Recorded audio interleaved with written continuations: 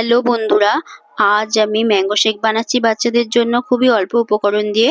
সেটি আপনাদের সঙ্গে শেয়ার করলাম। প্রথমেই দুধটাকে চিনি দিয়ে ভালো করে জাল করে নিয়েছি গাঢ় করে।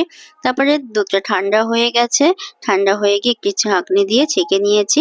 এদিকে আরেকটি আমি গ্লাসের মধ্যে চকলেট সিরাপ দিয়ে এটি গার্নিশ করে নিয়েছি। তারপরে আমটাকে ভালো করে কেটেছি, গুঁড়ো দুধ দিয়ে একটি লিকুইড বানিয়েছি। আম আর ওই দুধটা, লিকুইড দুধটা দিয়ে ভালো করে মিক্সার করে নিয়েছি। নেওয়া হয়ে গেছে। এক গ্লাসের মধ্যে আমি ওই মিক্সার করা আম আর দুধটা দিয়ে দিয়েছি, আর এদিকে ফোটানো যে দুধটা ছিল সেটা দিয়ে দিয়েছি। দিয়ে আমি উপর থেকে আইস কিউব দিয়ে দিয়েছি। উপর থেকে একটু গার্নিশের জন্য বাদাম কুচি করে দিয়েছি।